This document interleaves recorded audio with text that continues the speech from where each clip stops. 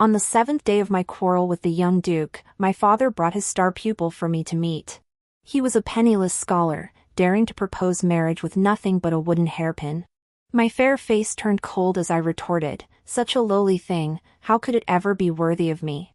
Before I could finish, subtitles suddenly appeared before my eyes. Here it comes, the classic scene where the villainous female supporting character humiliates the male lead.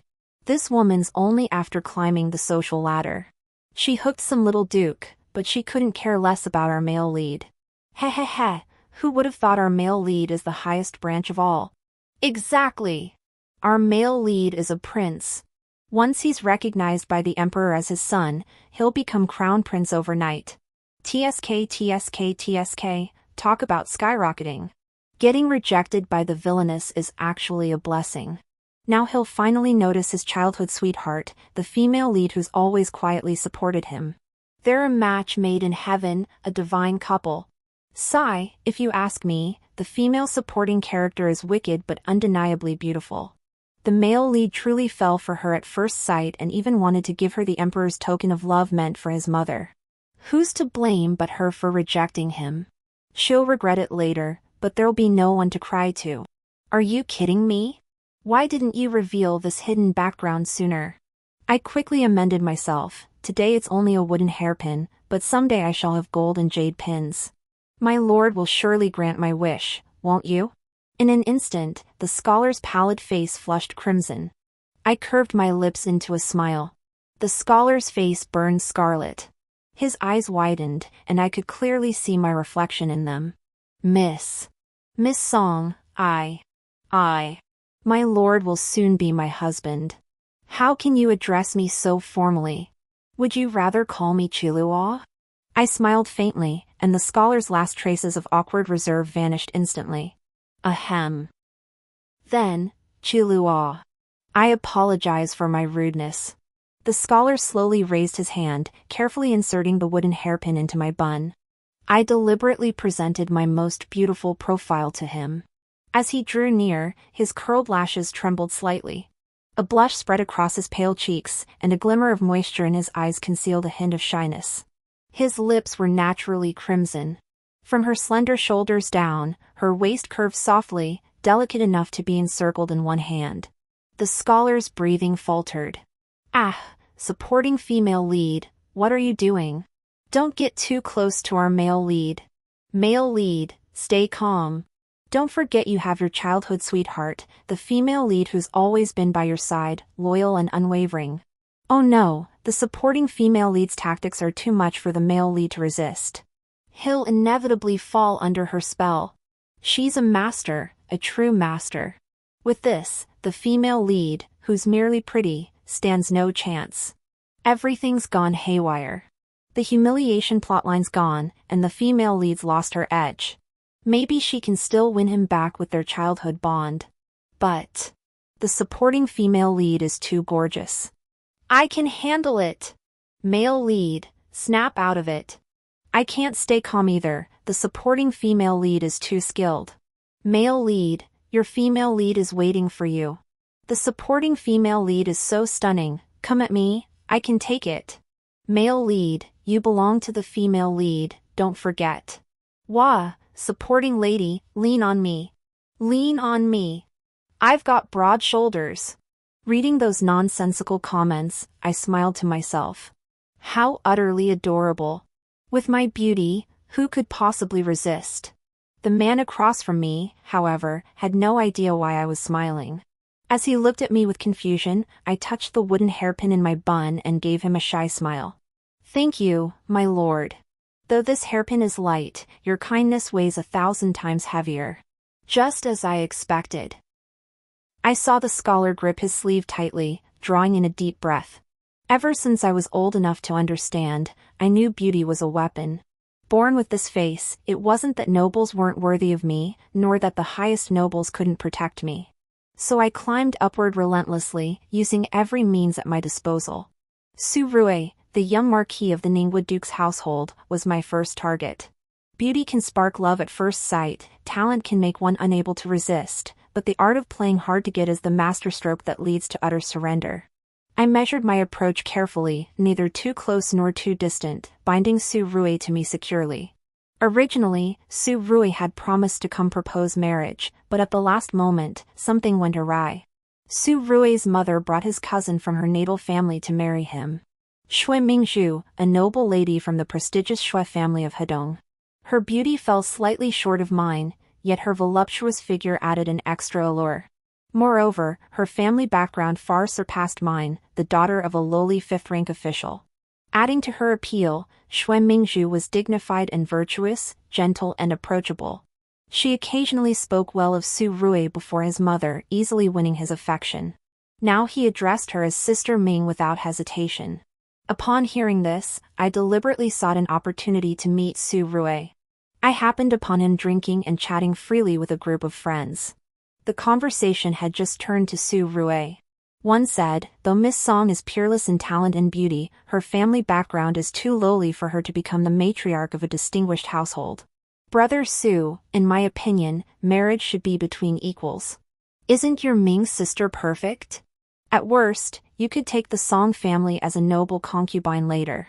A virtuous wife and a beautiful concubine, how delightful. Though Su Rui rebutted the speaker on the spot, I knew full well he had wavered.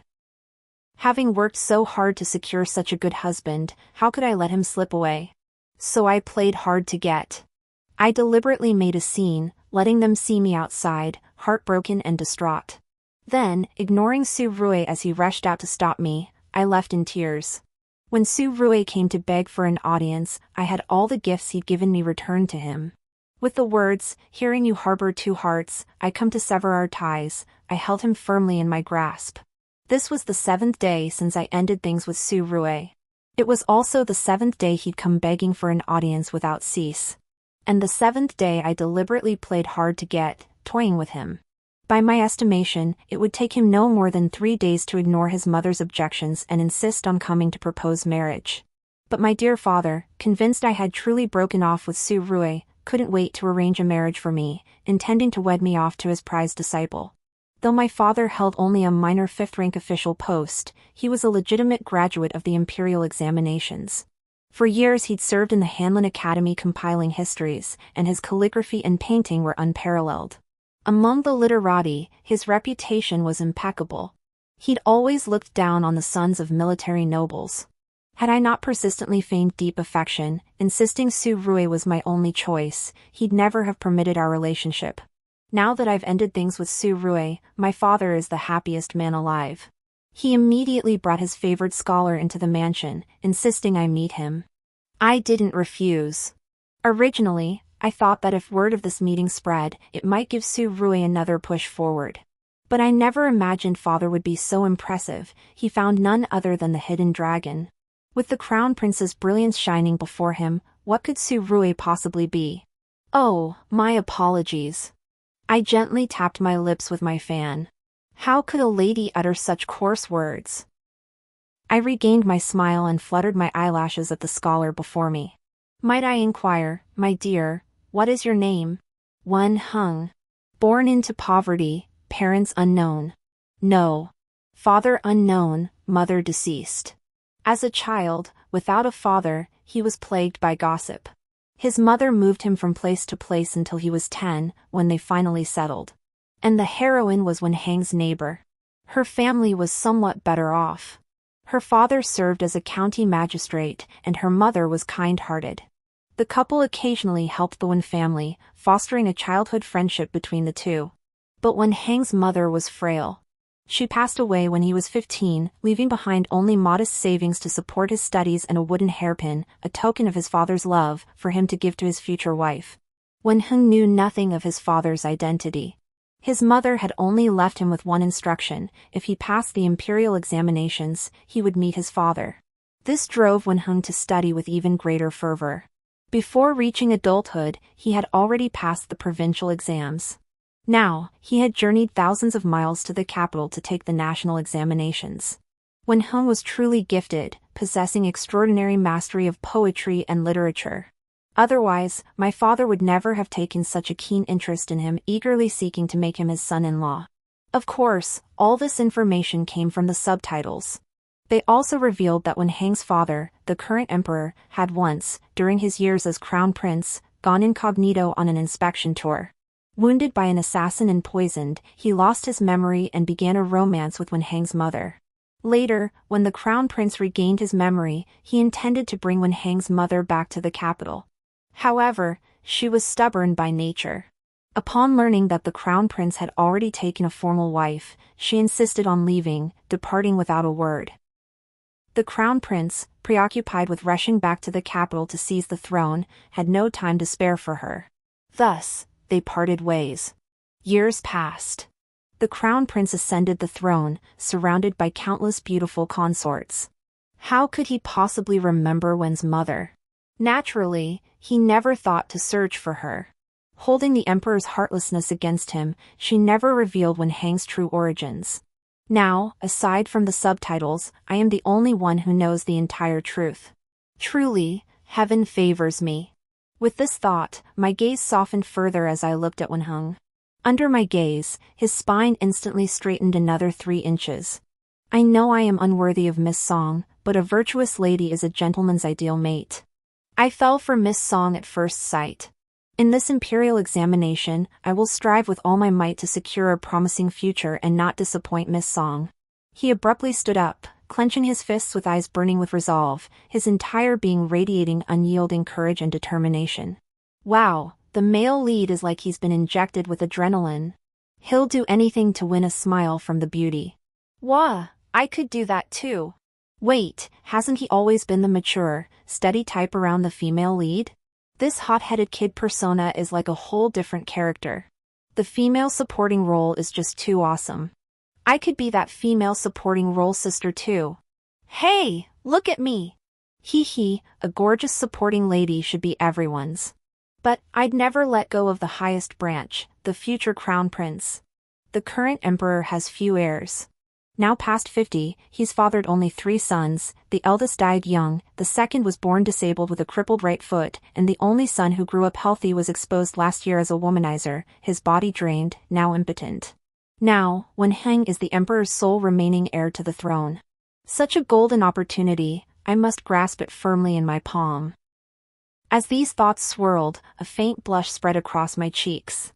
When our eyes met occasionally, mine brimmed with trust and encouragement. Just as the atmosphere grew thick with innuendo, a sudden clamor erupted outside. Chilua, I've come to propose marriage. Su Rui had arrived.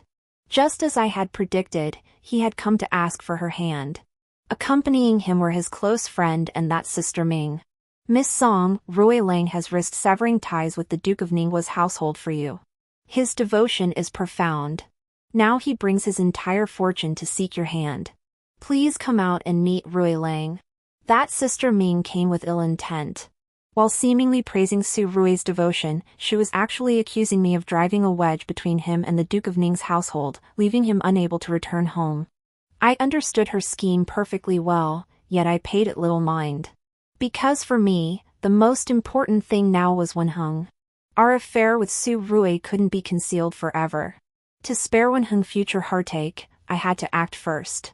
In an instant, tears welled in my eyes as I looked hesitantly at Wen Hang, whose expression betrayed his wavering resolve. I won't hide it from you. I did have some dealings with the young Marquis Su before. But we were mismatched. A nobleman like him deserves a lady of high birth. Though I'm only the daughter of a minor official, I've studied the classics since childhood. I could never be a concubine. The young Marquis and I have long since parted ways. I truly don't know why he's acting this way today. If this troubles you, I too. I hesitated for a moment, forcing a reluctant smile as my fingers curled toward the wooden hairpin in my bun. Just as my fingers were about to touch it, Wen Hang quickly grabbed my hand. No, Miss Song, please don't misunderstand. I naturally trust both Mr. Song and Miss Song's integrity. I merely felt that young lady's words were somewhat inappropriate. I wished to speak in Miss Song's defense, yet feared tarnishing your reputation. Wen Hang looked utterly earnest, terrified I might misunderstand. I didn't pull away from his grasp. Instead, I clasped his hand back. Tears gave way to laughter, my eyes brimming with joy. What nonsense, Hangling. You are the husband my father chose for me.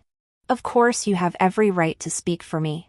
Wen Heng pressed his lips together, yet couldn't suppress the smile tugging at the corners of his mouth. The female supporting character is about to turn the male lead into a pouty mess. Seeing how pathetic he is acting, it feels like the male and female leads are completely done for. I can't take it anymore. The male lead is such a loser. But if I were in the female supporting character's shoes, I wouldn't be able to pull off her tactics either. Stop struggling, male lead. Don't cling to her so desperately. Accept your fate. The female lead can be with someone else, she doesn't have to choose you. Whoever she picks will be the male lead. Forget the male and female leads, the female supporting character is the real focus now. Those scoundrels of the young Marquis have ulterior motives. They're egging him on to fake a break with his family, bringing worthless junk as a betrothal gift, claiming it's to test the female supporting character's sincerity. Bullshit. They just want to see her humiliated. When Heng and I went to the front hall together, and sure enough, we witnessed a farce.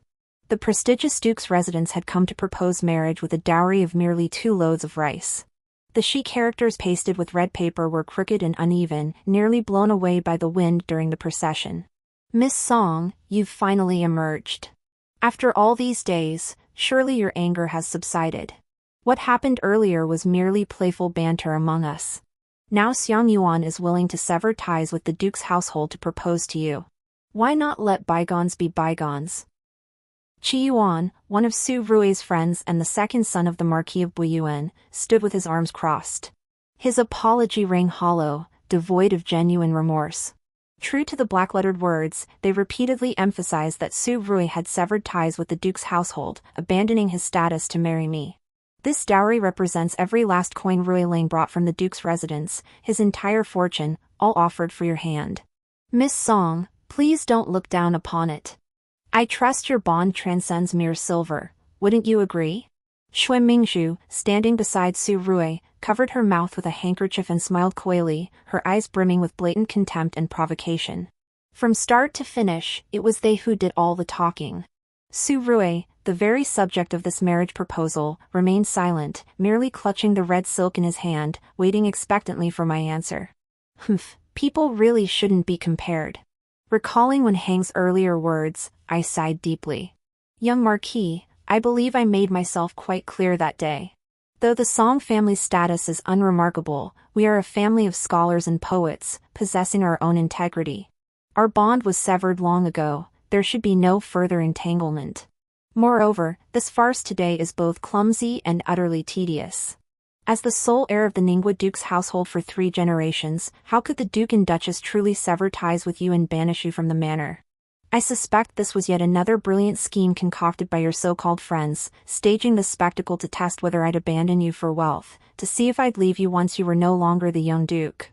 Perhaps our very meeting was a mistake. My cheeks flushed with frost as I mercilessly exposed Su Rui and his pack of rogues' farce, gazing at the stunned, exchanging glances among the crowd with utter scorn. As the room fell into an uneasy silence, I tossed another stone into the still lake. Young Marquis Su, they say marriages are arranged by parents and matchmakers. My father has already betrothed me to this newly passed scholar, Wen Langjun, standing beside me. Though his origins are humble, his heart toward me is sincere. I turned my head slightly toward Wen Heng beside me, my eyes brimming with affection. I, Song Qilua, am born a member of the Wen family. In death, I shall be a spirit of the Wen family. You. Please leave. With those words spoken, there was no room for compromise. My declaration was firm and decisive, deeply moving Wen Heng beside me. The group across from us, however, was overcome with disbelief. Especially the second young master of the home mansion, who lost his composure and blurted out, "Impossible. You, Song Qilua, are nothing but a social climber. How could you possibly fancy this penniless scholar?" Hearing this, my expression grew 3 degrees colder. Just as I was about to speak, Wen Heng stepped forward, shielding me behind him. Young Marquis Su, is this how your friend treats Miss Song? Do you share their doubts about her character? If so, why this charade? Though we hold little influence, we won't stand for such humiliation. Su Rui met Wen Hang's gaze, his body suddenly reeling as he staggered back several steps. His mouth opened to protest, but he was abruptly pulled back by those beside him. Why must you be so relentless, Wen? In just 7 days, Miss Song will be betrothed to you. Was all that time with Rui merely a charade? Miss Song is indeed beautiful, but such behavior is utterly contemptible to us women. Wen, I advise you to think twice before acting. Shui Mingzhu, true to her noble upbringing, was a master at twisting the truth. She spoke with righteous indignation, but her calculations were ultimately flawed. They say the Shui family is a distinguished lineage with strict rules, and their daughters are all virtuous and well-behaved. But in my humble opinion, that's not entirely true. Otherwise, how could Miss Shui speak ill of others in public like this? Clearly driven by jealousy, yet she insists on slandering others. Miss Shui truly has a knack for it. Wen Hang's face remained cold, yet his words were merciless. Drip by drip wears away stone, a heart grows cold in the same way. I must thank you all for helping Chilua see who truly deserves her trust. The sky has grown late. Please, everyone, take your leave. With that, Wen Hang swept me into his arms and departed, his posture that of a guardian. It's been ages since I've seen a male lead with such sharp wit. That speech was pure satisfaction. That Shui woman is a true green tea. The female supporting character may have wanted to climb the social ladder, but she didn't harm others, unlike Shui, who schemed in the shadows. I recall the original plot, that young Marquis ended up marrying Shui anyway, relegating the supporting lady to an obscure secondary wife. Later, Shui's mother-in-law and wife tormented her relentlessly. She suffered multiple miscarriages, yet the young Marquis ignored her plight. Within years, she passed away. Yeah. By then the male lead was already emperor. He reportedly flinched when he heard she died.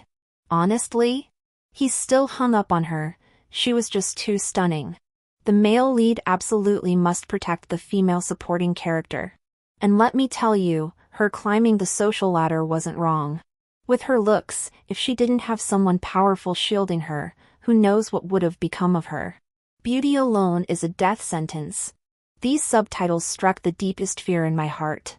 But now, armed with the secrets they revealed, I could finally live the life I desired.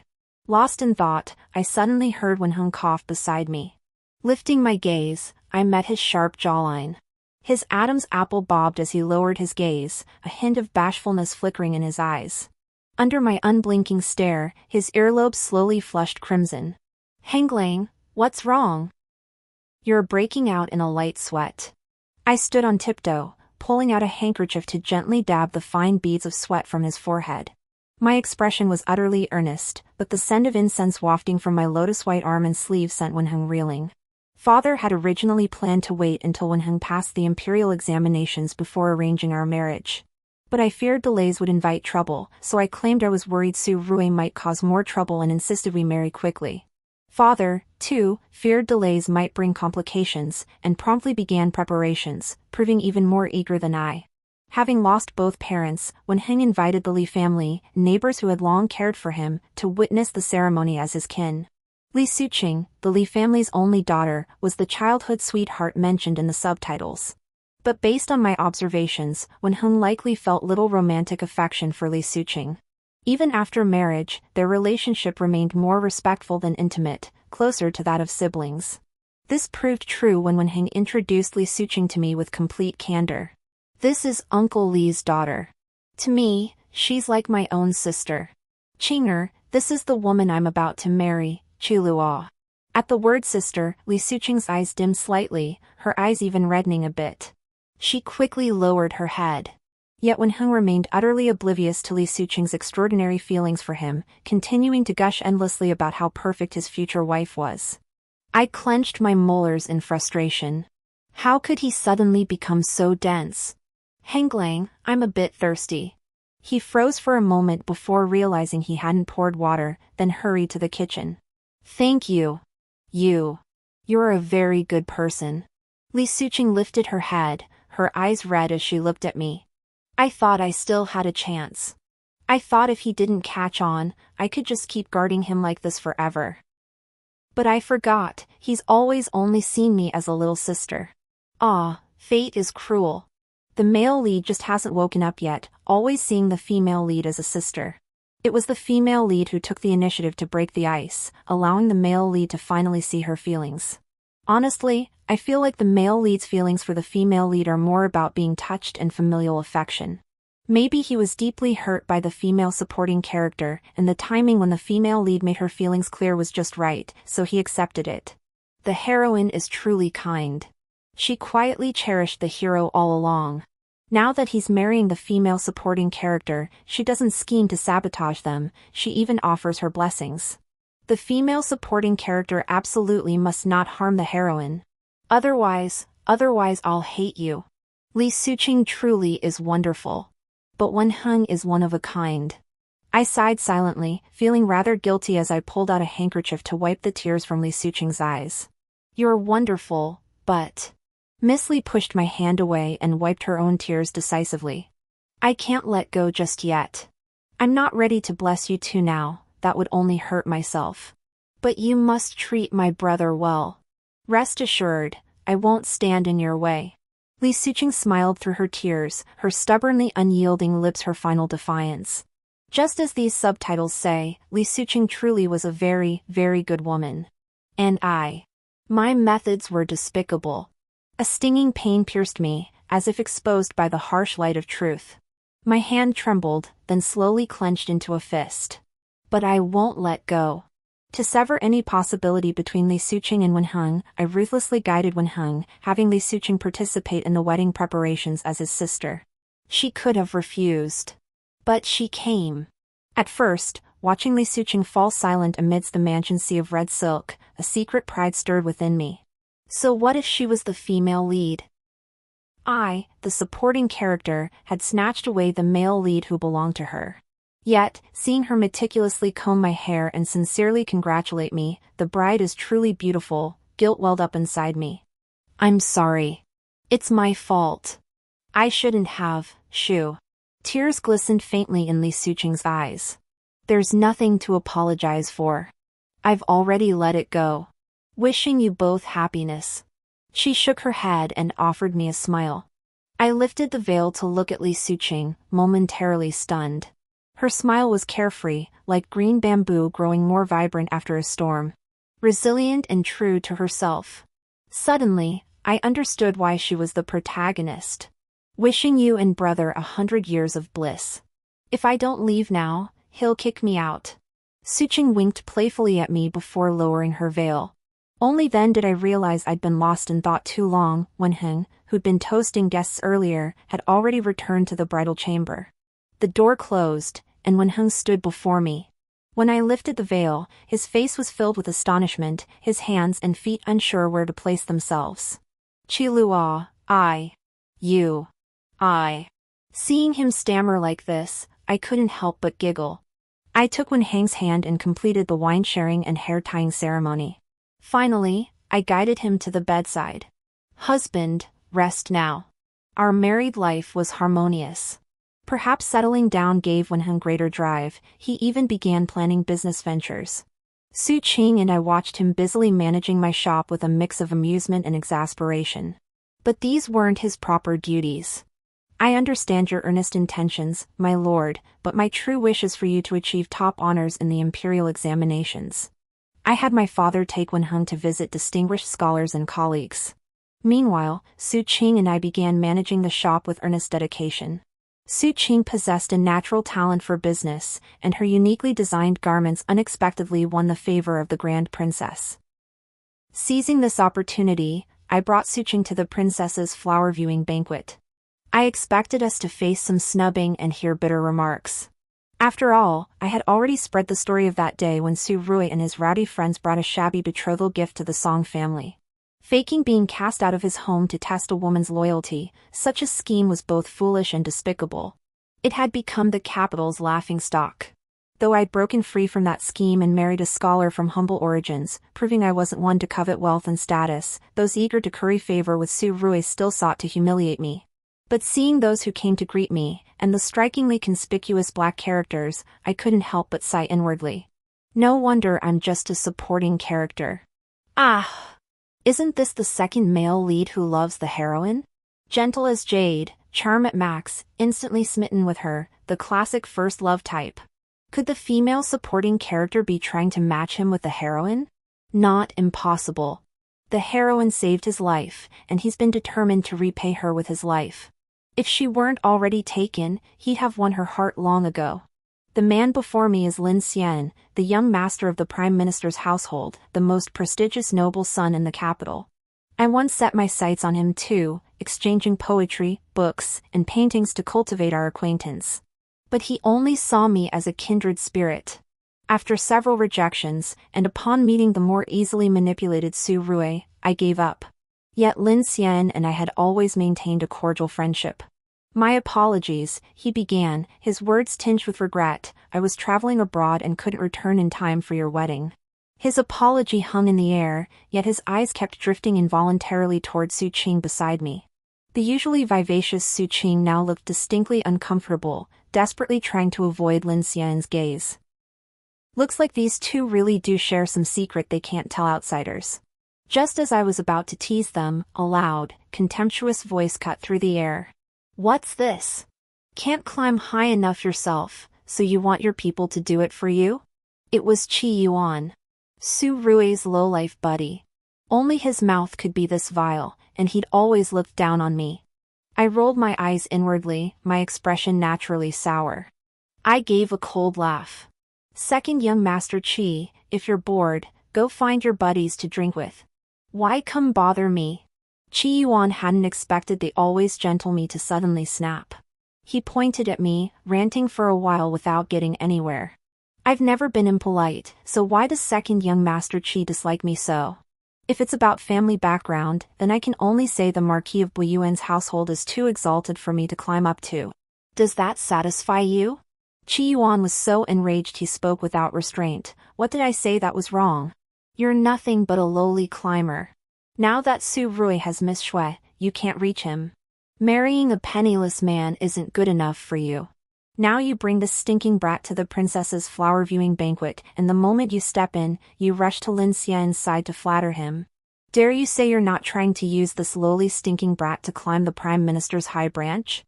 I hear you've opened some tailor shop now, climbing your way to the princess with a few garments? You truly stop at nothing. A woman, always craving the limelight, before marriage, flaunting your meager talents to seduce men, after marriage, refusing to tend your husband and children, insisting on running a business. Restless women like you deserve to be drowned in a pig cage. The lively flower viewing banquet fell instantly silent. Ha! That bitch again. Never seen a man with such a filthy mouth.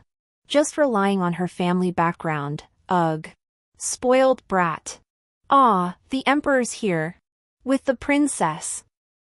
They're watching from behind. If the female lead can't fight back, the emperor's impression of her will be ruined. What if he doesn't let her be crowned princess later? Glancing at the comments, I didn't panic. Instead, I grew threefold more composed. Though my plan had hit a snag, Qi Yuan's appearance might actually work to my advantage. I faced him without hesitation and retorted sharply. Second young Master Qi, your words are utterly mistaken. In ancient times, General Fu Hao led armies across battlefields. Today, the eldest princess single-handedly stabilizes court politics and secures the empire. Last year, the Xiang family in the northwest depleted their fortune to buy grain for disaster relief, and the head of that family is a woman. Last month, His Majesty issued a decree allowing women to manage households. Does second young Master Qi believe women incapable of achievement, useless? Or do you openly defy the emperor's decree? Qi Yuan hadn't expected me to be so sharp-tongued, and he dared not own up to those words. He was nothing but a second-generation wastrel. If he truly brought trouble upon the Marquis of Buyuan's household, his father would never forgive him. That doesn't change the fact that you're just trying to climb the social ladder. Before I could respond, Su Qing shot back first. Climbing the social ladder? My brother holds no official rank. If you claim my sister-in-law sought to climb the ladder, why did she marry him? My sister-in-law comes from a scholarly family. She despises worthless playboys like you most of all. She saw through that so-called young marquis's fickle, promiscuous ways and chose my brother instead. And you dare say my sister-in-law wanted me to climb the social ladder? Humph.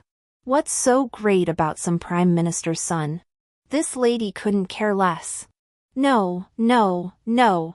It's not Miss Lee climbing the social ladder, it's me. I'm the one who's smitten with Miss Lee. 3 months ago, I fell into the water and was saved by Miss Lee. My sole wish in this life is to marry her, to be together forever.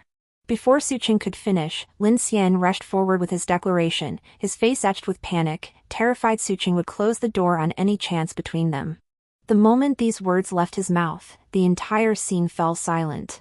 Beside them, Qi Yuan, publicly humiliated, turned ashen. His trembling hand pointed at the two, his face nearly turning pale. Ha ha ha, who would have thought today's flower viewing would yield such amusing entertainment? Chancellor, it seems your household is about to celebrate a joyous occasion. From behind a nearby rockery, a group emerged. The Chancellor and the eldest princess flanked a middle-aged man.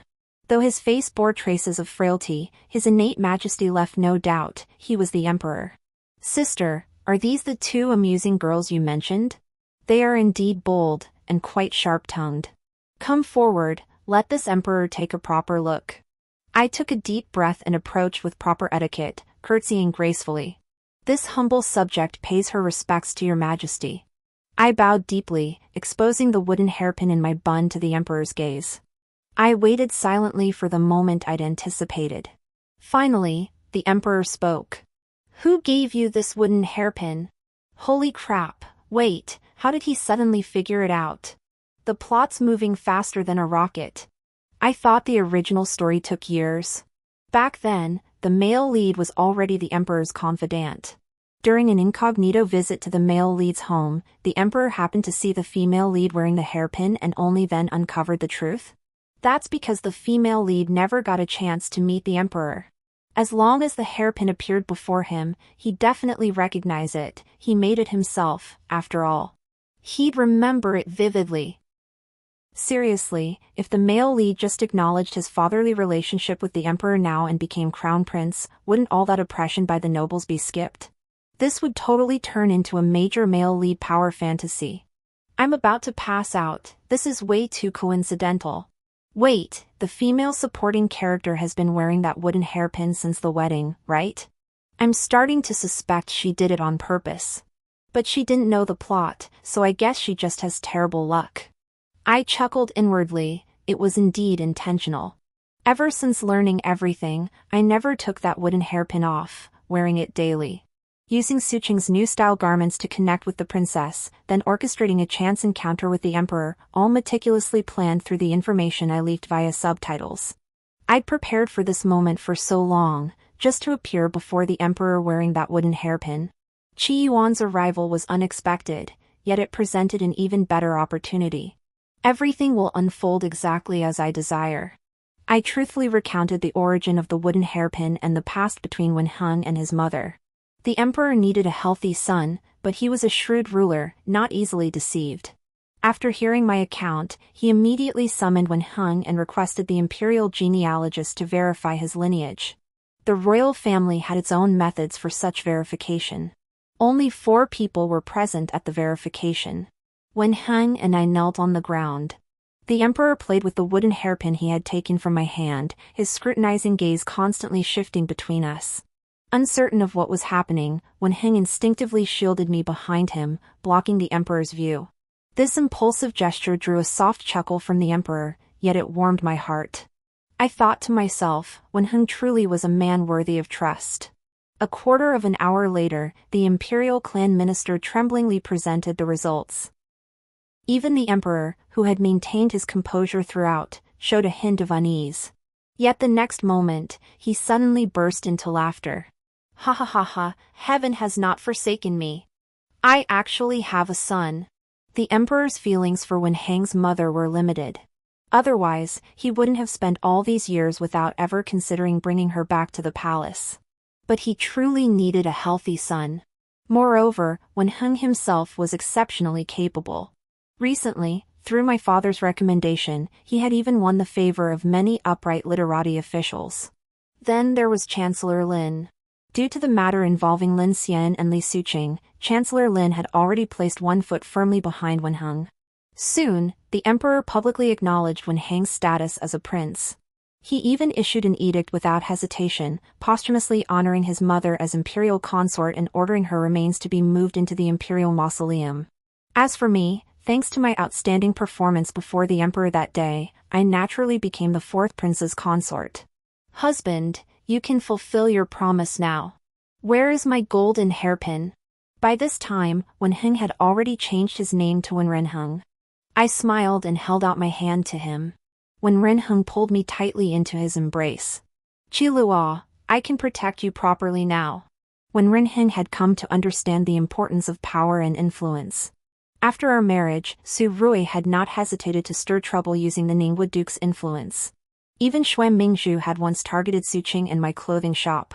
Had Su Qing and I not aligned ourselves with the princess, things might have been far more difficult. Precisely because of this, he did not resist the identity of the fourth prince. Instead, he studied with increasing diligence alongside the emperor. Naturally, his first lesson was how to wield power. The Ningwu Marquis's household suffered several unjust emotions. The old Marquis, under the pretext of filial disobedience, stripped Su Rui of his inheritance rights and banished him to the family estate, fearing he might interfere with my marriage to Wen Heng. The old Marquis then hastily took several virtuous concubines, hoping to produce a son swiftly and replace Su Rui entirely. Xue Mingzhu was sent back to the Xue family overnight. Knowing she had offended the newly minted fourth prince and his wife, the Xues hastily sent her to a nunnery to serve the Buddha. As for Qi Yuan, his fate was even more dire. His own father broke his legs, then disinherited him outright. Now he lives in constant terror, rumored to be on the verge of being scared to death. While Wen Renheng was occupied, Su Qing and I weren't idle either. Lin Xian's mother came from a prominent family in Jiangnan, owning countless textile and silk businesses.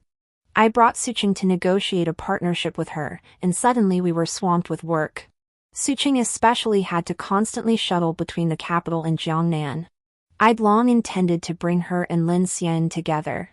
I could see Lin Xian was truly devoted to her, and she wasn't entirely indifferent to him either. Qilua, I know you care for me, but I'm not ready to marry yet. Do you know how fulfilled I felt when I went alone to Jiangnan, signed the partnership agreement, opened the shop in the capital, and everyone smiled and congratulated me? Su Qing stood at the bow of the ship, smiling freely at me. Qilua, I like it this way. The harbor wind lifted her skirt. From head to toe, she was free. I smiled with release. All right, go. Walk your own path, Li Su Qing. Go, go, go. Our heroine is embarking on her journey to become a business queen. Woohoo, this mutual support is so satisfying. Both the supporting female lead and the heroine need to give it their all. My goal is the stars and the sea. Let's go! In the 12th year of Tianqi, the emperor announced the appointment of the fourth prince, Wen Renheng, as crown prince. The court officials initially murmured with discontent. After all, the fourth prince had only returned a few years prior. Though he'd never made mistakes in state affairs, he hadn't received proper imperial education and was still too inexperienced. However, once news of my pregnancy spread, all murmurs vanished.